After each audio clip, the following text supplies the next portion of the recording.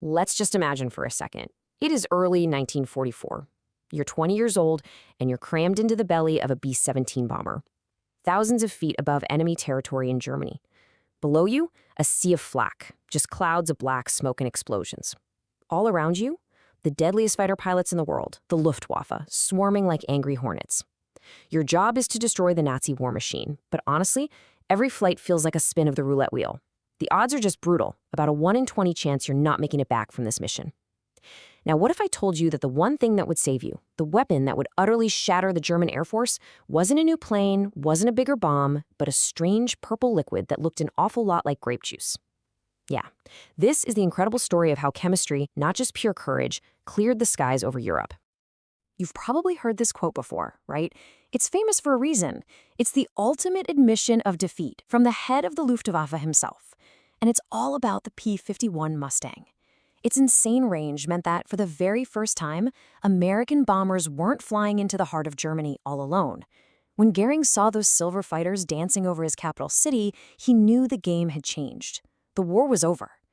But what he didn't know, what he couldn't possibly have known, was the secret inside those Mustangs, a secret that made them so much deadlier than he could ever comprehend. And it was all about that purple liquid flowing through their veins. So, to really get why this fuel was such a big deal, you have to understand the absolute desperation of early 1944. The whole American strategy of daylight bombing was hanging by a thread. We're talking about throwing thousands of young American crews against the most seasoned, battle-hardened fighter pilots on the planet, men who were literally defending their own homes.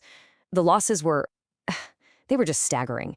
It got so bad that Allied command was seriously wondering if this whole daylight bombing campaign was a catastrophic mistake.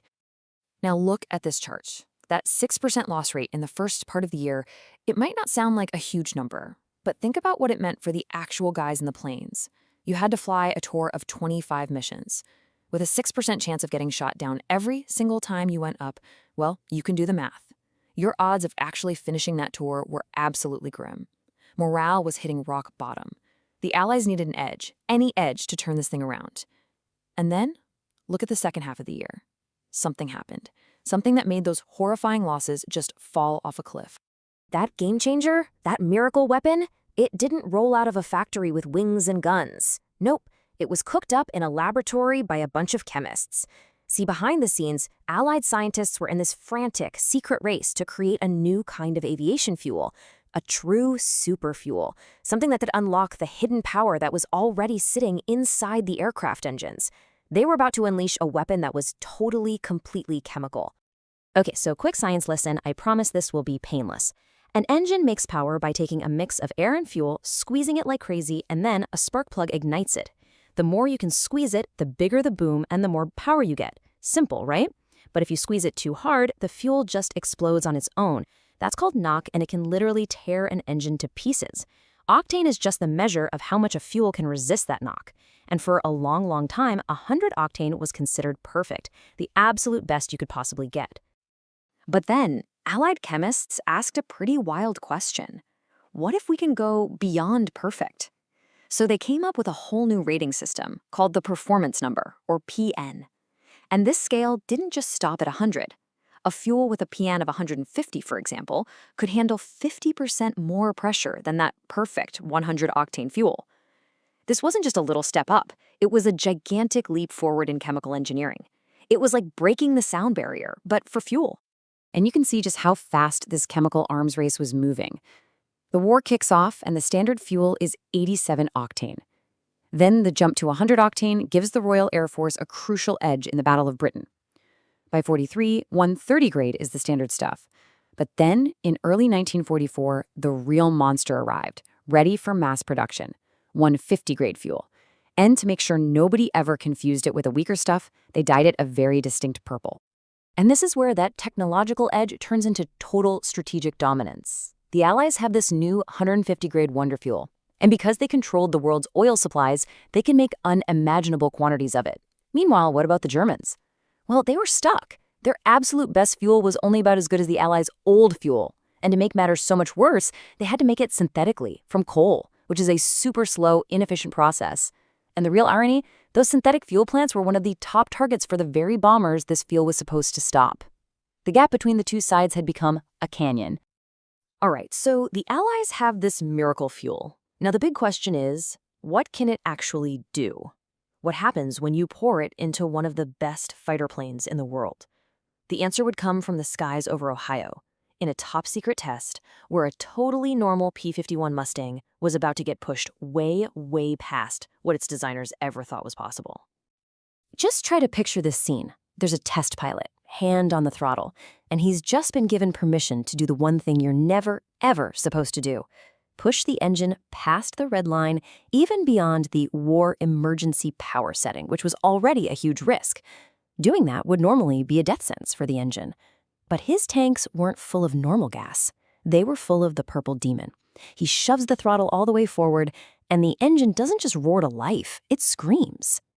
And here are the results. They are just mind-blowing. With the old 130 grade fuel, the Mustang's amazing Merlin engine could crank out about 1490 horsepower, an incredible machine. But with the 150 grade fuel, that exact same engine, with zero mechanical changes, could be pushed to an unbelievable 1720 horsepower. Yeah, the top speed went up, which is great, but that number doesn't even tell the whole story. The real magic was in the acceleration and the rate of climb. It was a completely different animal. I mean, let's just let that sink in for a second. An extra 230 horsepower. That is like taking the entire engine out of a modern sports car and somehow bolting it onto the front of the plane. And this was done just by changing what you poured into the fuel tank. In that moment, the P-51 Mustang went from being a truly great fighter to being a superplane. It was literally in a class all by itself. So by June of 1944, just in time for D-Day, huge tanker ships filled with this purple fuel started arriving at Allied airfields all across England.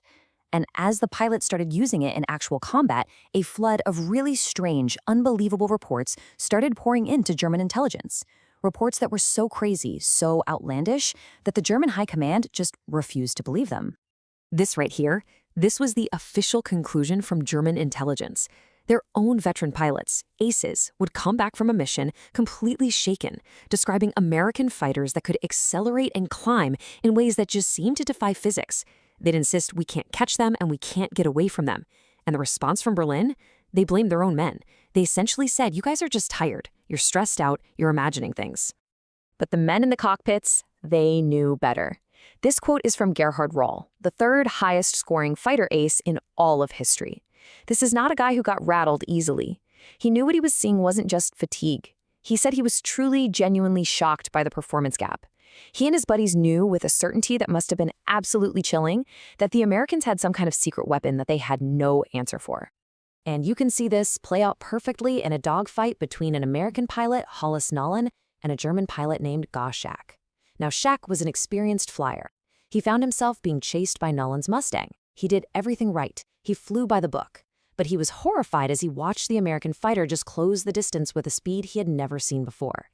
Nolan easily shot up his plane and crippled it.